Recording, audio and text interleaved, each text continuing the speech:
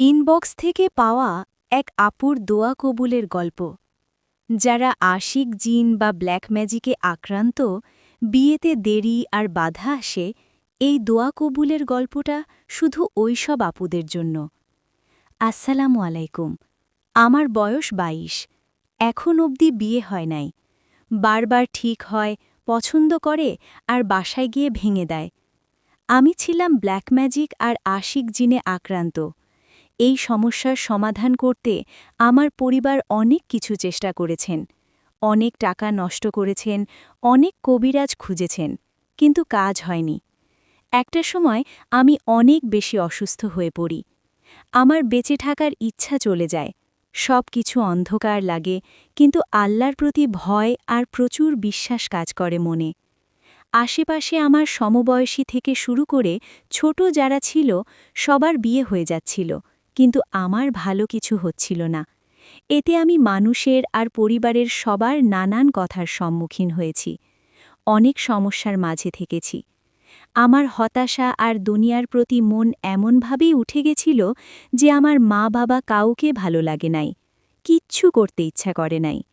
কিন্তু এভাবে ভয়ে ভয়ে না থাকতে পেরে মনের মধ্যে একদিন জেদ কাজ করে, আল্লাহর থেকে তো বড় কেউ নেই, আল্লাহর কাছে হাত জোর করলে সব পাওয়া যাবে। আমার যত কষ্টই হোক, আমি এইবার আমার নিয়ত থেকে ভঙ্গ হব না।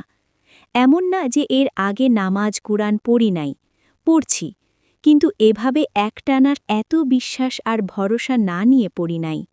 মাঝে মাঝে বাদ দিছি। তাই এইবার জেদ ধরে ভরসা আর মানুষের কথা সহ্য করতে না পেরে আমি নিজেকে নতুনভাবে শুরু করলাম। হাজারো বাধা আর অসুস্থতা নিয়ে আমি আল্লাহর দরবারে চলে গেলাম।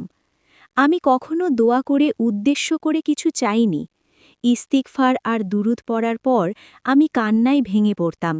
কেন জানি আর কিছু বলতেই পারতাম না। এভাবে ১ মাস নিয়মিত নামাজ পড়ে আল্লাহর কাছে কান্না করছি আর সারাদিন ইস্তিগফার পড়ছি, দুরুদ পড়ছি। তারপর আমি একটা পোস্ট দেখে ৭ দিনের আমল শুরু করি। কিন্তু আল্লাহর কি নিয়ামত, অলৌকিক শক্তি!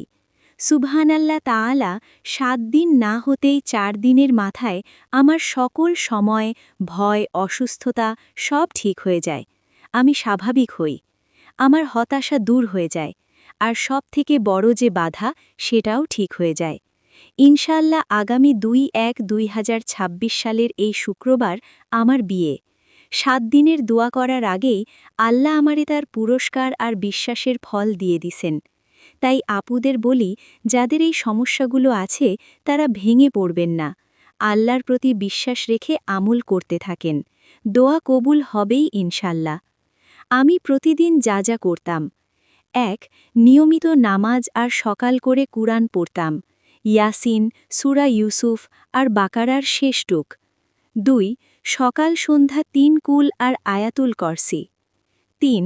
প্রতিদিন হাজারের বেশি আস্তাগফিরুল্লাহ। ৪. প্রতিদিন রাতে সুবহানাল্লাহি ওয়ালহামদুলিল্লাহি ওয়া লা ইলাহা ইল্লাল্লাহু ওয়াল্লাহু আকবার। এটা ৫ বার পড়লে সকল চাওয়া পাওয়া পূরণ হয়। ৫. ২১ বার আর রহমার রহিমিন। ৬.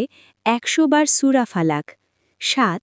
১০০ বার লা হাওলা ওয়ালা কুওয়াতা ইল্লা বিল্লাহ। ৮. ৫০০ বার সাল্লাল্লাহু আলাইহি ওয়াসাল্লাম। ৯. ১০০ বার দুরুদ শরীফ। ১০. ১০০ বার হাসবুনাল্লাহি ওয়া নি'মাল ওয়াকিল। এইগুলো প্রতিদিন পড়ে আমি আমার দোয়া কবুল করতে পেরেছি, যা ২ মাসও লাগে নাই।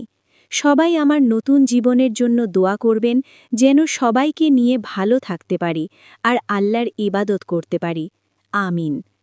এটা ছিল আমার শেষ ৭ দিনের আমল, যা ৪ দিন না যেতেই আল্লাহ কবুল করে নিছেন।